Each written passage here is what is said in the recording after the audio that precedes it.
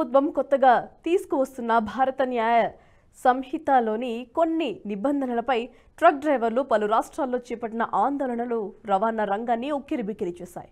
వాహనంతో ఢీకొట్టి పోలీసులకు సమాచారం ఇవ్వకుండా వెళ్లిపోయిన కేసులో డ్రైవర్లకు విధించే శిక్షను పెంచాలని ప్రతిపాదించడం ఆందోళనకు ప్రధాన కారణమైంది.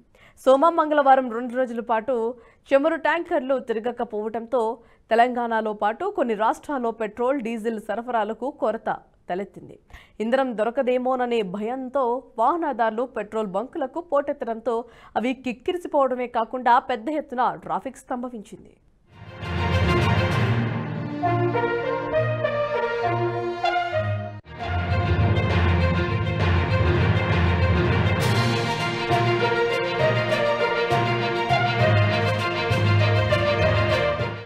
దేశంలో పలు చోట్ల ముఖ్యంగా పశ్చిమ, ఉత్తరాది రాష్ట్రాల్లో దాదాపు 2000 బంకుల్లో పెట్రోల్ నిల్వలు నిండుకున్నాయి.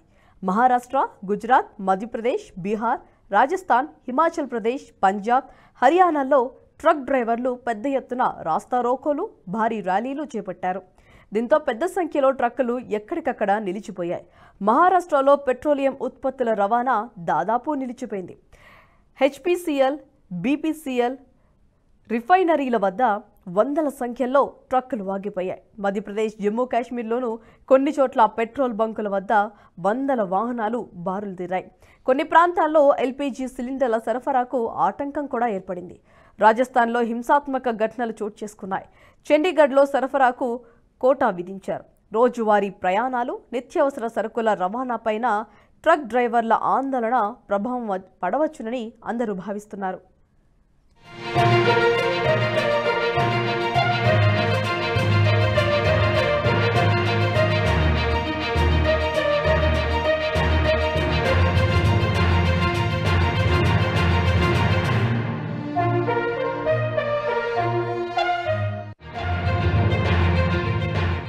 మరోవైపు ట్రక్ డ్రైవర్ల ఆందోళనకు కాంగ్రెస్ మద్దతు తెలిపింది. నూతన చట్టం దుర్వినియోగం అయితే అది వ్యవస్థీకృత అవినీతికి దారితీస్తుందని ఆందోళన వ్యక్తం చేసింది. పేదల్ని శిక్షించే పనికి ప్రభుత్వం పాల్పడుతుందని కాంగ్రెస్ పార్టీ జాతీయ అధ్యక్షుడు మల్లికార్జున ఖర్గే ఆరోపించారు. 150 మంది ఎంపీలను సస్పెండ్ చేసి నూతన చట్టాలను ఆమోదింపజేస్తారని పార్టీ అగ్రనేత రాహుల్ గాంధీ పరోక్షంగా ప్రధానిని విమర్శించారు.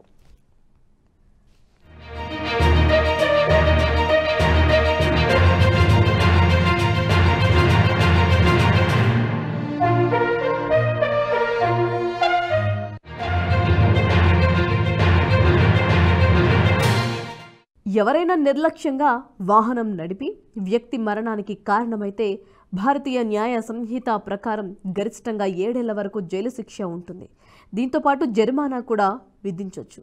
రోడ్డు ప్రమాదాలకు కారణమైన వాహన డ్రైవర్లను ఆ ఘటన గురించి పోలీసులకు సమాచారం ఇవ్వకుండా అక్కడి నుంచి పారిపోతే ఐసీసీ సెక్షన్ 304A ప్రకారం 2 ఏళ్ల వరకు గరిష్ట జైలు శిక్ష విధించవచ్చు.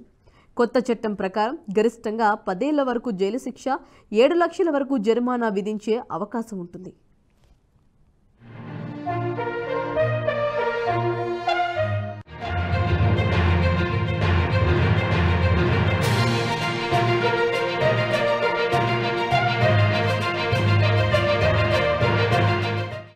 దీనివల్ల కొత్తవారు ఈ వృత్తిని చేపట్టేందుకు ముందుకు రారని డ్రైవర్ సంఘాలు ఆందోళన చెందుతున్నాయి. జైలు శిక్ష పడితే 10 ఏళ్ల పాటు తమ కుటుంబాలు రోడ్డున పడతాయని డ్రైవర్లు కలవరపడుతున్నారు. శిక్షతో పాటు జరిమానాను తగ్గించాలని డిమాండ్ చేస్తున్నారు. ప్రమాదం గురించి పోలీసులకు డ్రైవర్లే సమాచారం ఇస్తే కఠిన నిబంధనల నుంచి బయటపడవచ్చునని కేంద్ర ప్రభుత్వం సీనియర్ అధికారి ఒకరు తెలిపారు.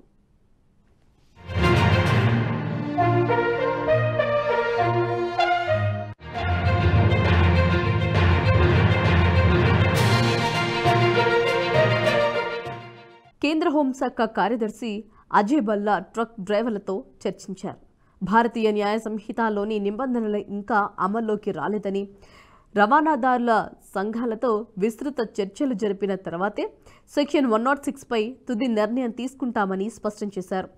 ఆందోళనను పరిగణలోకి తీసుకున్నామన్న ఆయన సమ్మె విరమించాలని కోరారు. విజయవంతమైందని హోంశాఖ ప్రతినిధి ప్రకటించగా దేశవ్యాప్త సమ్మెకు తాము ఎలాంటి పిలుపు ఇవ్వలేదని all India motor transport Congress స్పష్టం చేసింది. అయితే దానిని వెంటనే విరమించాలని కూడా విజ్ఞప్తి చేసింది. కఠిన నిబంధనల్ని అంగీకరించబోమని, వీటిని ప్రభుత్వం ఉపసంహరించుకోవాలని కోరింది. దేశవ్యాప్తంగా 60 నుంచి 70% వరకు ట్రక్కులు రోడ్డెక్కలేదని ఏఐఎంటీసీ అధ్యక్షుడు అమృత్లాల్ మదన్ తెలిపారు.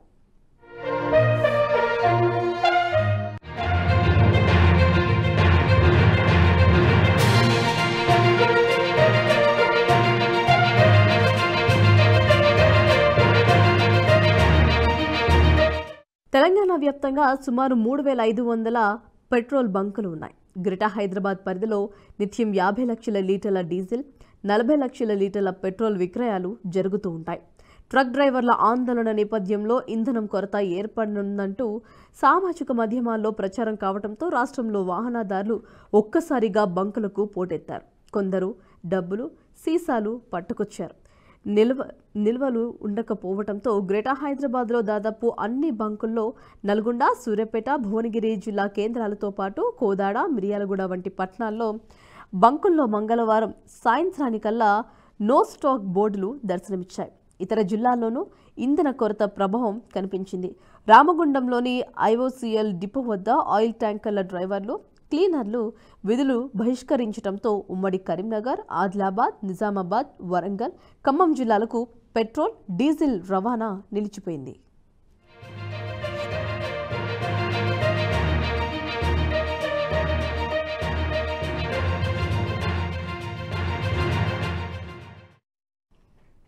పెట్రోల్, డీజిల్ సరఫరాలో ఎలాంటి కొరత ఉండదని, ప్రజలు ఆందోళనకు గురి కావద్దని రాష్ట్ర పౌర సరఫరాల శాఖ కమిషనర్ డిఎస్ చౌహాన్ స్పష్టం చేశారు.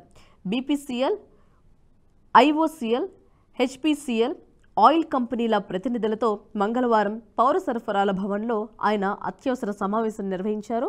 ప్రజలకు ఇబ్బందులు నివారించేందుకు ఇంధన కొరత లేకుండా చర్యలు తీసుకోవాలని ఆదేశాలిచ్చారు. సమ్మె చేస్తున్న డ్రైవర్ల సమస్యలపై సానుభూతితో చర్చలు జరపాలని సూచించారు. కమిషన్ అత్యవసర సమావేశం అనంతరం ఇంధన సరఫరా పునః ప్రారంభమైనట్లు పౌర సరఫరాల శాఖ వర్గాలు తెలిపాయి.